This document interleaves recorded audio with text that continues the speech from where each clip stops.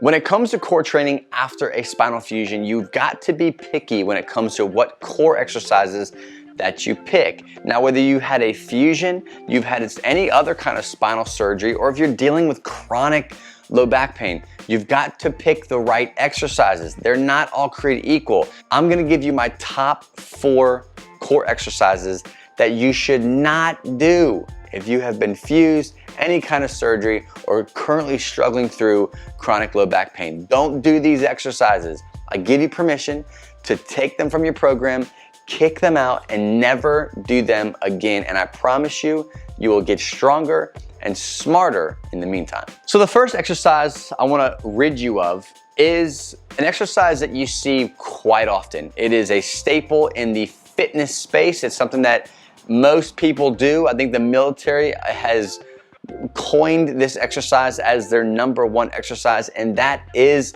the sit-up. Yes, I said the sit-up. The traditional, you have a friend grab your ankles, or you slide your ankles or your feet under some dumbbells, and you just crank out as many sit-ups as you can. One, it's probably the stupidest core exercise you could ever do.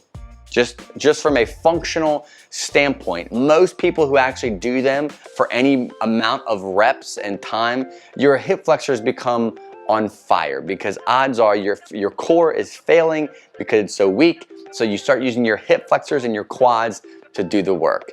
But beside that, let's just talk about unnecessary flexion, right? If you have been fused, if you've had some kind of spinal surgery or chronic low back pain, odds are you have some flexion intolerance, or you shouldn't be flexing your spine in that area much at all. Not that flexion is dangerous, not the sit-up will destroy you. We're simply trying to remove some potential dangerous, pain-provoking exercises. And when it comes to the cost of the exercise and the benefit of it, the sit-up is just dumb. Just take it out completely. You can do far better exercises that can replace the sit-up that get you way better results. Now, the second exercise that I want you to steer far away from is the leg raise. There's 2 variations that are most common with this. There's the hanging leg raise, when you're hanging from a bar and you're trying to bring your legs, struggling to bring your legs out to a 90-degree or your knees to your chest kind of thing.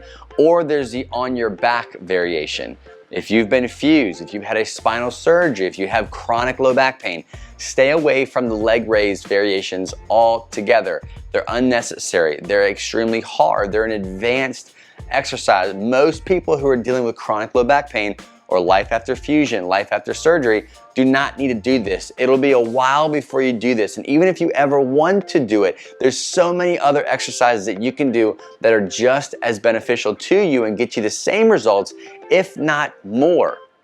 Okay, let's think simple, let's think effective. When it comes to the risk reward, when looking at the leg raise exercise, whether you are hanging from a bar or on your back, there's just far better options. It goes back to the flexion extension, trying to maintain a neutral position. When you're doing, especially the hanging leg raise, most people can't do it successfully. So they're putting a lot of stress, a lot of strain on a very sensitive area. At the end of the day, it's just not worth it for you in your recovery and your strength and your time in the gym. So the third exercise I want you to stay away from is the Russian twist. And this is getting away from the flexion and extension type of exercises. We're talking about rotation now. I'm a huge fan of neutral spine core work. I'm a huge fan of anti-rotation. Not that rotation is bad or dangerous, not that flexion extension is bad or dangerous, but when it comes to a sensitive spine, when it comes to a fused spine or life after surgery, you gotta be cautious. You gotta be smart with what you're doing,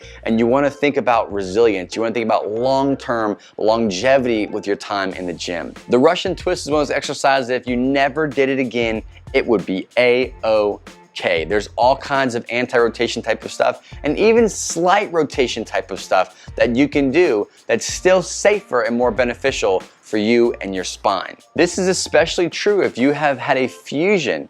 Twisting and doing exercises like this, or of any kind of sensitive low back issue, twisting like this usually aggravates most people. Now, if you don't have any back issues, you might be saying you're an idiot. I'm surprised you've made it this far in the video, but if you don't have any back issues and you can do this exercise successfully, that's totally fine. I'm speaking to the person who has sensitivity, who can jump into this exercise and be told, oh yeah, you need to work on some more functional core. Some functional core requires you to twist and add some resistance. Well, it's not the case. You can build functional strength, functional endurance, and just a more stable trunk without the Russian twist. Take it, write it down, and then just scribble through it. Russian twist, gone, don't do it. Now my final exercise is kind of a random one. I don't see too many people doing it, but plank twists. No. The plank twist is one of those exercises that you're combining a lot of different things, right? You're combining that neutral spine work, and then to make it even harder, what you're doing is you're dropping your hips from side to side, adding that twisting or that rotation to the spine. Again, for most people who don't have pain, this might be doable. This might be a-okay for you.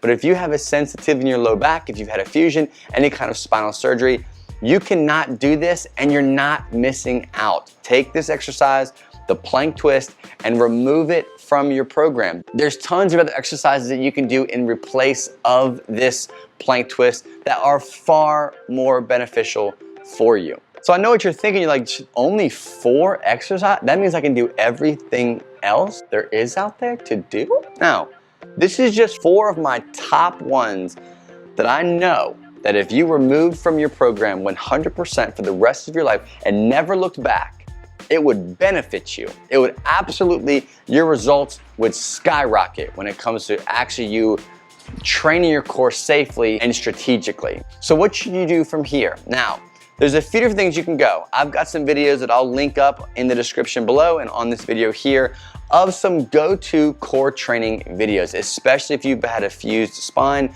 or any kind of spinal surgery. I've got some great resources for you. Aside from those videos, you've got a resource that I give out for free. It's a free download. It's called My Core Strength for Back Pain Relief. It is for the fused spine. It is for the post-surgery who's been released into exercise, and for those who are dealing with chronic low back pain looking to use core training to combat some of their pain. I give you all of my detailed coaching, all the specifics, the how-tos, the whatnots, and everything you need to make sure you're doing core training and you're approaching core training smart. If you want to check that out, I'll link it here in the video. You can go to fitnessforbackpain.com/core blueprint. Thanks again for watching, guys. Make sure you hit the like button. I appreciate it. It helps me reach more people who have low back pain.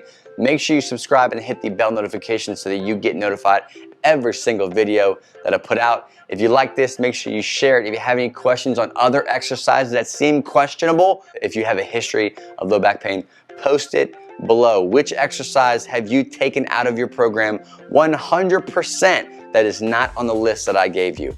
Leave it below. I'll see you on the next episode.